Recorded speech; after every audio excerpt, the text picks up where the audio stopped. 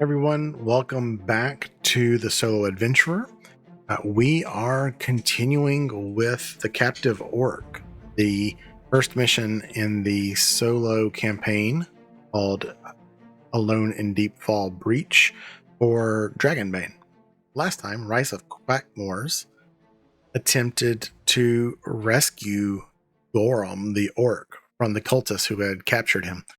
Through some amazing display of knowledge, things started to go well. Rhys was able to toss lockpicks to Gorum, allowing him to free himself. However, the cultists were onto us and quickly surrounded us. Gorum and I were outmatched. Cultists made quick work of us and took us captive. I awoke sometime later in chains.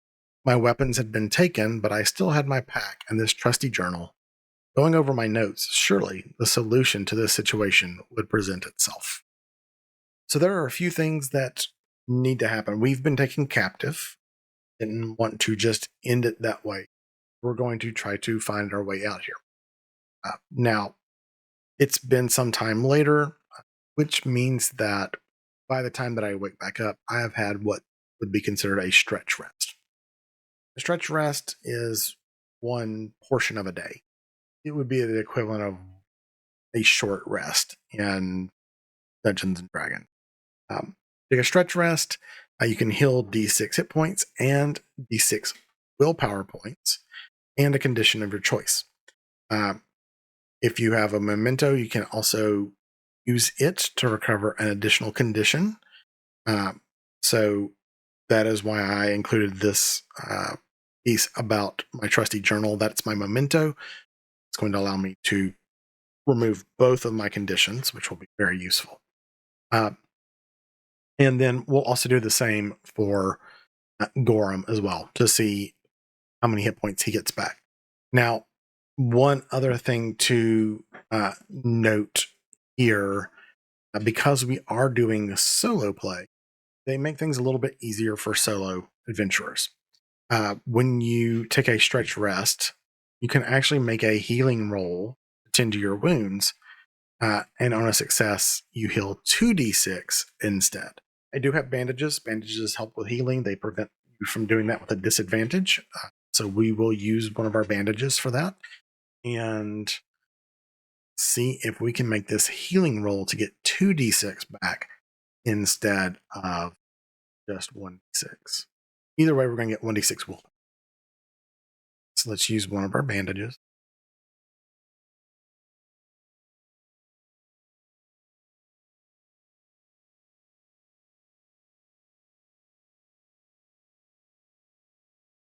Make a healing check.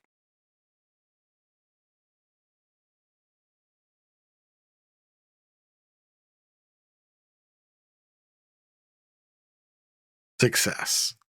Get 2d6 hit. 7. Great. That's halfway up.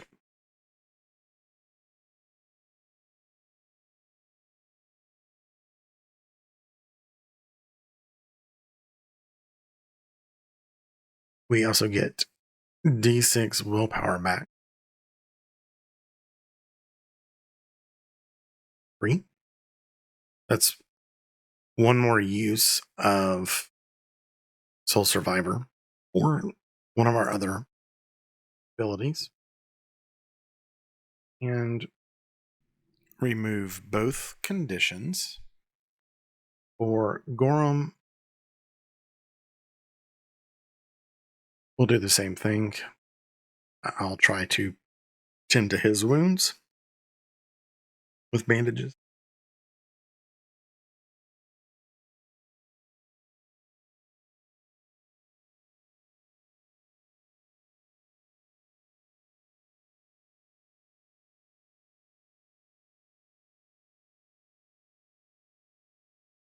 Failure. I'm going to try to push that. They dishearten. That's better. So we cleared 2 conditions and then got 1 back. But now Gorum's going to get the 2d6 as well. 7.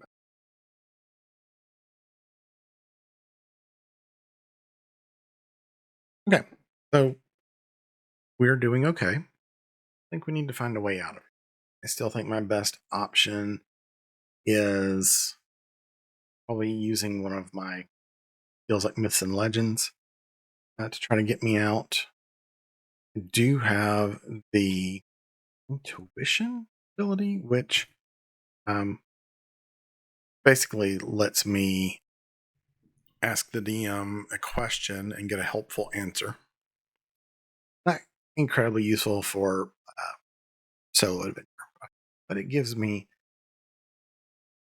basically gives me the way I interpret it for solo, that it gives me the opportunity to take control of the story. I think that's what we're going to do here. I'm going to use those 3 power that I got back to do this.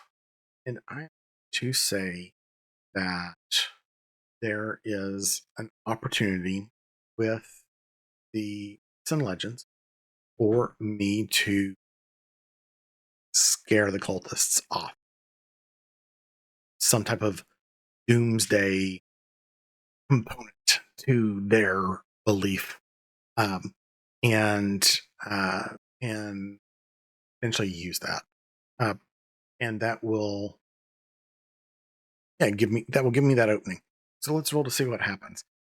Let's just basically assume that with the legend that I concoct works. What is their reaction? So we'll take the reaction table and we'll change it a little bit. Let's say hostile. They flee. That's the one we want. The terror. Wary means that they panic, but they don't flee. Open is that they don't. They are not scared, and we'll say friendly is that they're actually a doomsday cult and they welcome this. Let's just see what happens. Oh, perfect. They flee. It's funny, it still said Gorum rolled that. Okay, so that's it. That's the opportunity. I concoct this story about Isidora's prophecy of times and how it lines up with where we're at. This forgotten sanctuary of noble knights, and they have stumbled into the trigger mechanism for terrible things, and it works. They are scared.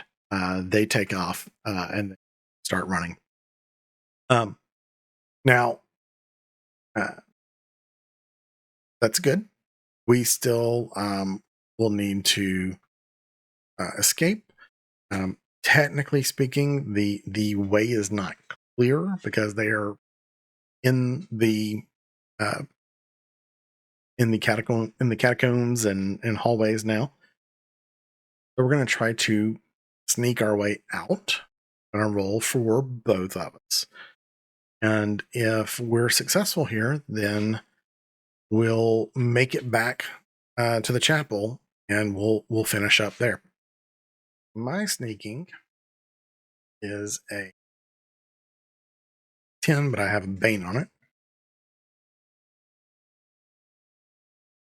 But it's a success. You can also use awareness to escape, spot danger. I think that's going to be better for Gorum. He's going to roll his awareness. And he's successful. So he keeps the way out. I sneak out. We are able to escape the deep fall breach and make it back to the abandoned chapel and Ingolfer. Great. So add that last bit to our journal. I find in my notes the story of Isidora's prophecy foretelling the end of the world. Using some clever interpretation of that prophecy, I shout to the cultists and tell them that I have discovered that this place is in fact where the end begins, and that breaching the seal on it has released a great evil into the world. Whilst the cultists believe me, flee in terror. Gorum and I are able to escape our bonds and cautiously return to the surface. We meet up with Ingolfer, who provides Gorum sanctuary at the chapel. Head into Outskirt for some much needed rest and to spend the wealth that I have recovered. All right. So with that, we will end the first mission, the Captive Orc. There's still a few things to do to wrap up this chapter. We need to see if Rhys improved any of his skills during the adventure, and we need to sell our loot and gear up for the next adventure. So come back for the conclusion of this chapter of the Solo Adventurer and see how things turn out.